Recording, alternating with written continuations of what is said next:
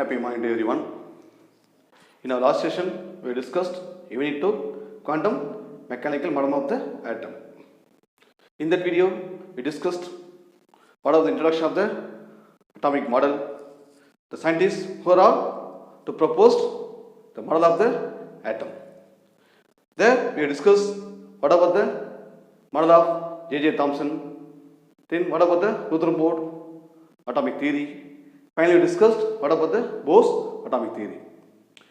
In this session, we are going to discussing about wave particle duality of matter. Based on that, what about the de Broglie equation? Then, what about the applications of de Broglie equation? Then, we are going to discussing about the proof of the nature of wave and particle based on Davis and German experiment. Finally, we are going to discussing about the Heisenberg uncertainty principle. We will see one by one. Before going to the topic, first we will see about wave particle duality. Here, the wave could be figured as a particle. For example, photons of light. Similarly, the matter or the particle could be figured as a wave. For example, electron. If it is particle is associated with the wave, otherwise the wave will be associated with the particle. Such a nature is called as wave particle duality. The word of wave particle duality can be assumed from the two scientists. The first one, J.J. Thomson. Second, his son, George Thomson. J.J. Thomson won the Nobel Prize for describing the electron as a particle. His son, George Thomson, won the Nobel Prize for describing the wave-like nature of electron. இங்கே J.J. Thomson electron discover பண்ணும்போது it is a particle in nature. அவருடைய son George Thomson he proposed the electron is an energy wave. So based on this assumption, we are concluded the word of wave particle duality.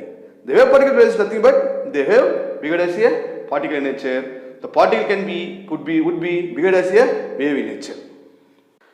Based on the wave particle duality, de Broglie introduced wave nature of matter or matter wave.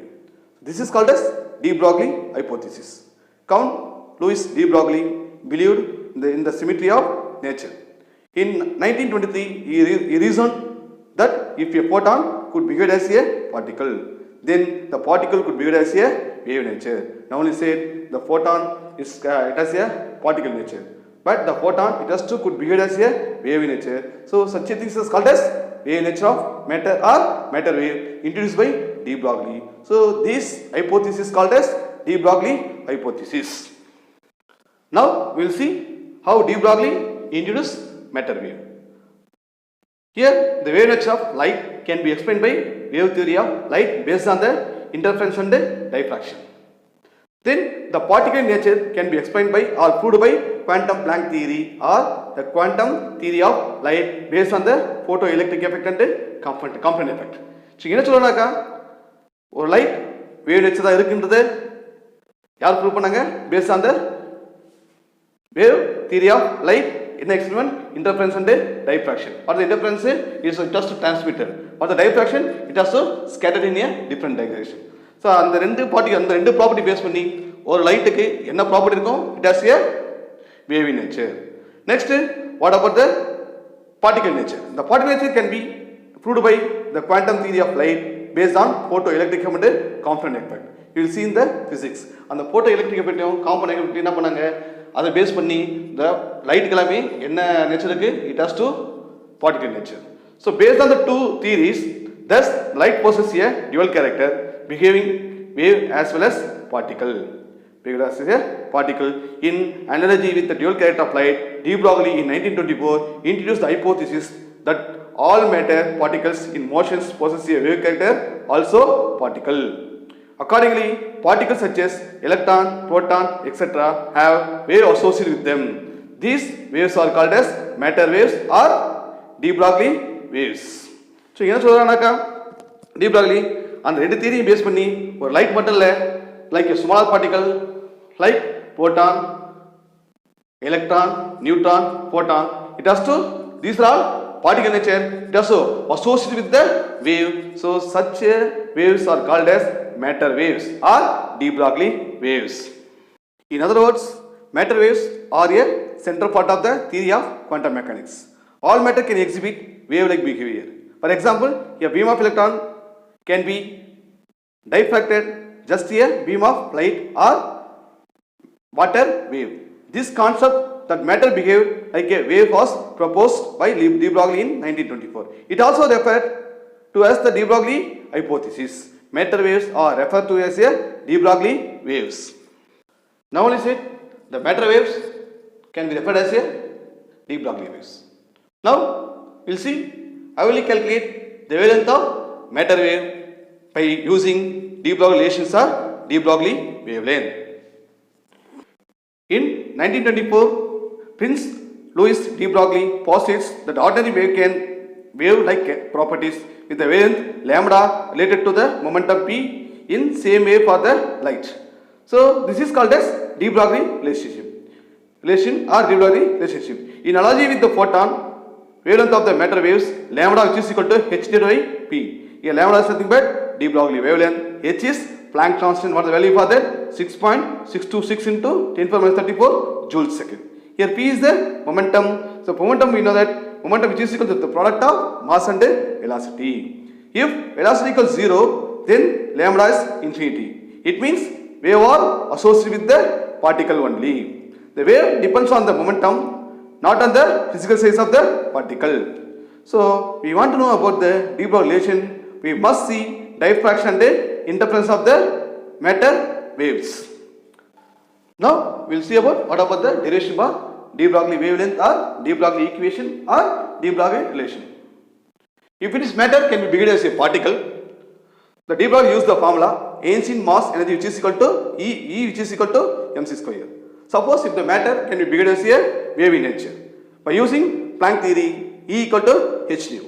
Since the de Broglie believed particle and wave have the same traits, then the hypothesis that the two energies would be equal. So mc square which is equal to h nu. Because of the real particles do not travel at the speed of light, de Broglie used the velocity of p instead of c. என்ன பண்ணாங்க அந்த particles எல்லாமே நம்ம light ஈக்குவலா வந்து travel ஆகாது. அதனால என்ன பண்ணாங்க the velocity of matter c அதுக்கு பதிலா என்ன யூஸ் பண்ணாரு the velocity of light b. So the equations became mv square which is equal to h nu. Since the nu is nothing but the frequency of light. So since the frequency of light nu which is equal to v by lambda. If we substitute that, we will get mv square which is equal to hv divided by lambda. So finally, lambda which is equal to hv divided by mv square. The v and the v squares are cancelled. We will get h divided by mv. We know that the product of mass and velocity which is equal to momentum. So lambda which is equal to h divided by p. So this is the equation for to calculate de Broglie wavelength. So these relations are called as de Broglie relations. Here lambda which is equal to h divided by p or p which is equal to h divided by lambda. The lambda is de Broglie wavelength. H is Planck constant. What is the value for that? 6.626 into 10 power minus 34 joules second. Here p is the momentum of the particle or momentum of the matter. Here momentum is nothing but the product of mass and velocity. So the de Broglie relations or de Broglie wavelength which is known as lambda which is equal to h divided by mv or lambda which is equal to h divided by p. So this is called as de Broglie wavelength or de Broglie relation. Now what about the significance of de Broglie wavelength or de Broglie equation? Otherwise it is called as de Broglie relation. Here the de Broglie concept is the significant only for subatomic particles or submicroscopic objects in the range of atoms, molecules or the subatomic particles. என்ன சொல்றாங்கனா இது ரொம்ப முக்கியத்துவமானதுனாக்கா it is only applicable for the submicroscopic particles like atoms or molecules etc. Otherwise you can say the smaller subatomic particles. So this is the main significance of the de Broglie concept or de Broglie equation. Next, what are the main applications of de Broglie equation or de Broglie relation or de Broglie wavelength? Louis de Broglie's concepts of dual nature of matter finds the application in the construction of electron microscope and in the study of surface structure of solids by electron diffraction. So based on the de Broglie concept, you have to construct, always how will you construct the electron microscope? Then you have to study about the structure of solid. Okay, the study of the surface structure of the solid by electron diffraction. ஒரு electron bombard பண்ணி so அந்த solid உடைய structure என்னன்றது ஈஸியா நம்மால find out பண்ண முடியும். So that's about the wave duality matter and the de Broglie relation.